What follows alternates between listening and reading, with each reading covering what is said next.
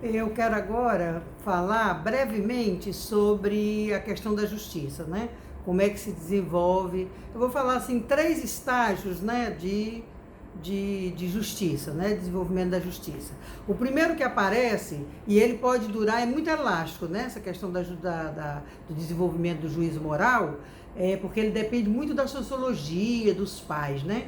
O primeiro estágio que se vê na criança é acreditar que a justiça é imanente às coisas, né? Que a natureza não é só uma ordem física, mas é também uma ordem moral, né? Então, para cada coisa errada existe uma sanção automática. E isso, os adultos são muito propícios a incentivar esse tipo de pensamento na criança, né? Quando você diz, não suba aí a criança sobe, olha que você vai cair. Aí a criança cai, viu? A mamãe disse que você ia cair. O papai disse que você ia cair. Quando você diz isso, você está dizendo que o escorrega, o brinquedo, puniu porque ele desobedeceu, né? Você criou uma relação de imanência na realidade de uma justiça reparatória ao erro dele, né? Então a criança acredita, né? Ah, uma ponte quebrou, a menina desobedeceu a mãe, quando ela foi passar na ponte, a ponte quebrou e ela caiu na água. Aí, bem feito, porque ela desobedeceu a mãe, né? Então essa relação que os adultos fazem constantemente pode ser uma né?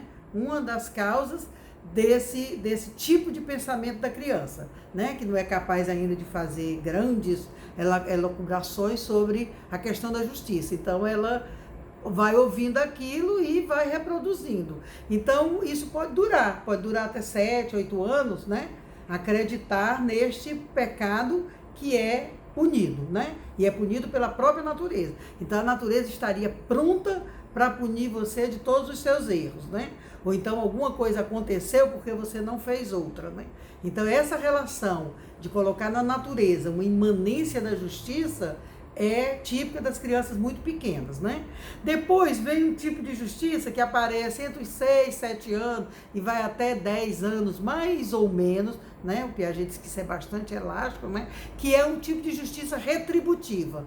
A criança acha que para cada coisa errada que você fez, deve vir um inverso igual, né? É a lei de Talião, olho por olho, dente por dente. Então, se você rasgou o papel do amigo, o amigo rasga o seu papel. Se você bateu no amigo, o amigo bate em você, né? Que isso é típico das crianças bem pequenas, das crianças lá de 3 anos. Mas isso acontece ainda entre os 6, 7 e os 11 anos. 10, 11 anos, as crianças ainda pensam assim, né? Que deve se retribuir, né? É difícil ele entender que existem outras maneiras de punir, né? Ele acha que se você tem que ser castigado, né? E esse castigo, em geral, são enormes, né? Se você perguntar às crianças como castigar o amigo, eles são perversos, né? Nessa idade até é muito difícil você trabalhar a punição, porque eles não têm noção, não têm dimensão de que se fosse eles não se colocam no lugar. Então eles fazem punições assim tenebrosas, né? Tudo baseado no olho por olho, dente por dente. Se você fez, você leva, né? E por fim, mais na adolescência, né? 11, 12 anos, a criança quando entra na adolescência, aparece uma justiça que o Piaget chamou de distributiva, né? Quer dizer que ele começa a pensar, por exemplo, nos atenuantes, né? Você vê que o nosso sistema judiciário já é desse nível abstrato, né? Tem que saber, é réu primário, foi perverso, né? Torturou a pessoa, né?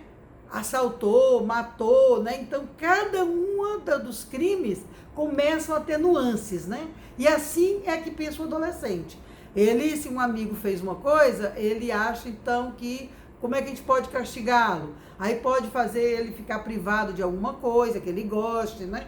Pode. Então tem vários tipos, né, de castigo, porque agora não é fazer a mesma dor, agora é punir, né?